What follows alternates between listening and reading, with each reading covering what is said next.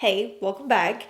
I want to dive into a few drugstore products that I have been seeing each time I go to the store. I've kind of been intrigued by them. However, I will say the past few times I've went to the store just for some groceries and I've browsed the makeup section, I feel like there were so many things that I wanted to try. Then when I actually go back to specifically get makeup, I only really ended up with a handful of things. I mean, it's gonna turn into a full face, obviously, but I felt like there was more that I wanted to try. And then when I got there, I was just like, where's it all at?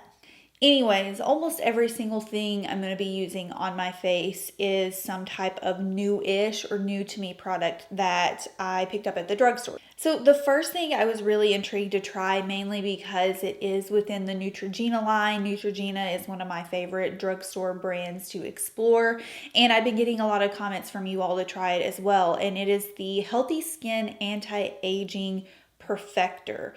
So Neutrogena right now has several tinted moisturizer type products out. It's kind of confusing. I'm like, and don't get me wrong, I love Neutrogena, but how many tinted moisturizers do you need?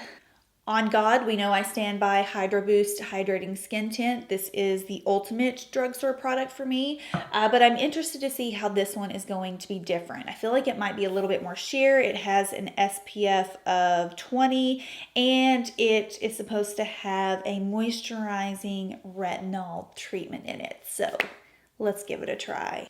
It definitely has that classic summer makeup scent to it, very reminiscent kind of for me of like Clinique makeup.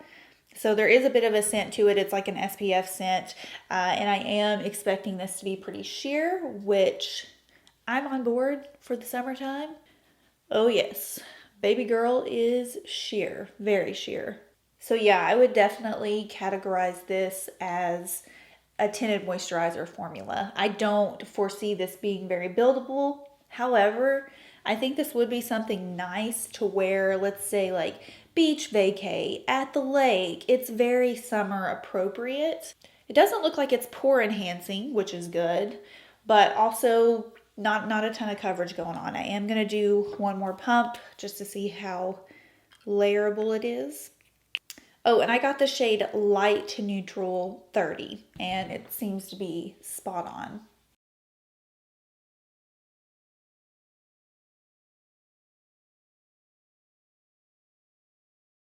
I don't know. Anyways, it says sheer coverage to give you beautiful, younger looking skin even after you take it off. So I guess they're trying to say the retinol is going to do some work. Can't really vouch for that. But overall, not too shabby. So I'm going to layer for a bit more coverage the Neutrogena Radiant Cream Concealer. I actually do like this concealer. Do not get it confused with the NARS Radiant Creamy. I know they have very similar names, but this one is actually very radiant. It's a very dewy finish, whereas the NARS one is a little bit more on the satin to matte side. But I do like the finish and the way this concealer looks. I think it would pair very nicely with a tinted moisturizer product.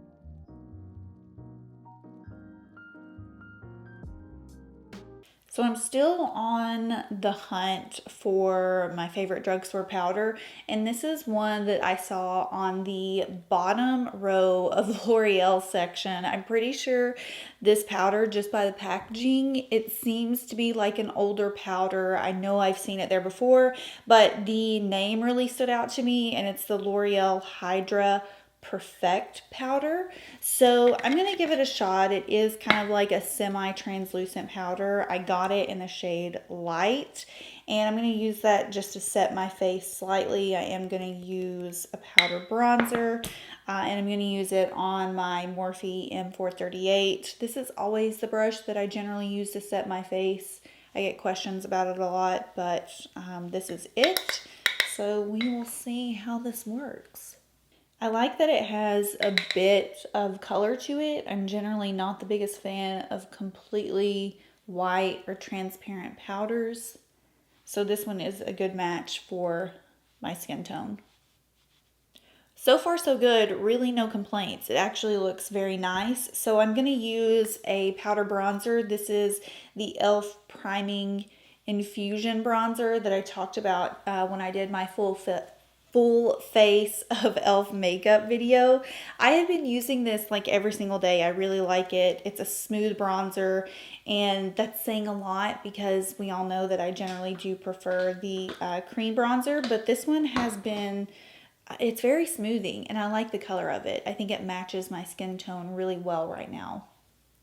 This is the e.l.f. Monochromatic Stick. I actually ordered this color when I placed the full e.l.f. order for that full face video, and they left this out, which I'm still, by the way, that reminds me, they left out like 5 or 6 things in that order, and I sent them an email about it and I never got a response. So, this was supposed to be one of the shades that I had in that order, and I went ahead and just got it since I saw it yesterday. And it's a nice kind of plum tone pink, but it's either called Sparkling Rosé or Sparkling Rose, whichever you want to go with.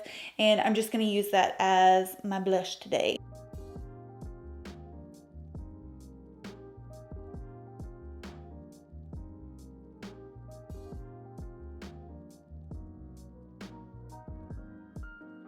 I am slightly scared about this. I went out on a limb and thought, I'm just going to try this. And it is the L'Oreal Micro Ink Pen. The reason I'm nervous about this is because it is one of those felt tip pens, but it has the little kind of like comb shape to it. So you are literally supposed to just be able to comb through and get a kind of micro brow appearance.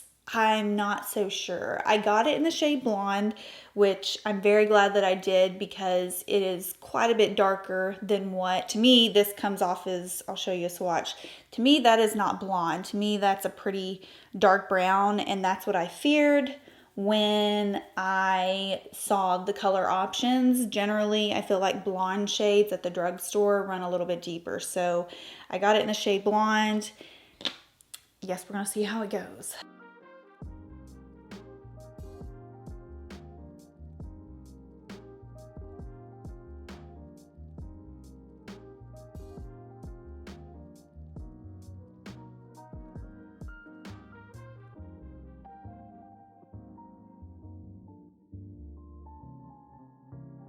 It's actually not terrible. I don't think the comb feature is very beneficial at all. It doesn't really give you that microbladed style look. I don't think the comb is thin enough on it. So if I just use the little tip here, it actually does an okay job of evening out and filling in my brows. Would I go back for this? Probably not. These are what I'm using on my eyes today. They are the L'Oreal Brilliant Eyes Liquid Eyeshadows. I think I've received a couple of comments about these. I really liked these two colors. I got the shades Diamond Drop and Amethyst Quartz, which is ironic because I was about to say that this shade really does resemble the Laura Mercier Caviar Stick in Amethyst. It's not as deep, but she also does a liquid version that's called Fresco, and it also resembles this shade. So I think that these would probably be pretty sufficient drugstore dupes for the liquid caviar sticks from Laura Mercier. I mean, those aren't necessarily ones that I always reach for, but they are really pretty. And I think I'm going to use the Amethyst shade today just because it's a little bit more unique. However, I'm very drawn still to the Diamond Drop one. It's definitely probably a little bit more wearable for daily wear, but I kind of want to just do a little something deeper. So I'm going to take a bit of this and we'll see how it does.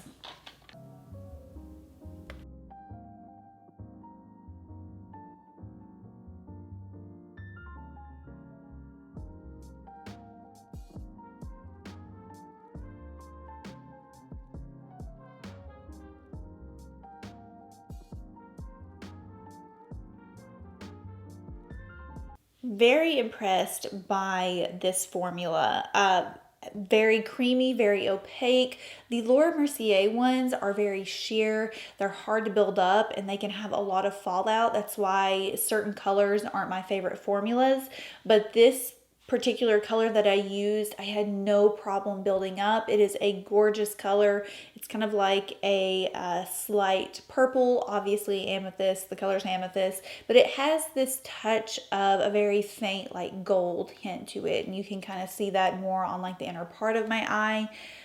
I like these. This is a really good liquid eyeshadow formula. I feel like oftentimes they're too watery. They don't build up nicely. I layered 3 layers on my eyes and it blended out like a dream. So I would be willing to bet that the other shade also has a similar formula because I swatched it on the back of my hand. Again, very opaque in that sense as well. So it's a yes for me on the Brilliant Eyes liquid shadows. I want a little bit more definition, so I'm going to take this bronze liner from Almay. It's just called Brown Topaz, and I'm going to tight line and then probably do like a slight flick with it.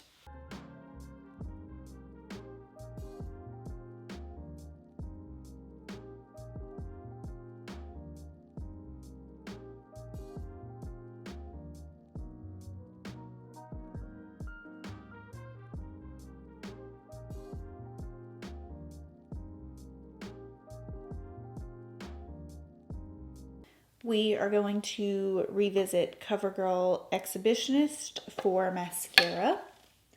To finish off my lips, I have a couple of Revlon products. I got the Color Stay lip liners, one in the shade Nude and one in the shade Natural. In the shade Natural, I already tried it. I tried it yesterday and I love it. It is like the perfect neutral nude lip shade for my lip color. But for the lipstick I'm going to use today, I think the nude shade might work a little bit better. I'm going to use the new Revlon Super Lustrous lipstick. Now, I got one of these. I got the shade Nude Illuminator a few weeks ago, and it's just kind of, it's not nude. It's more of a berry pink to me.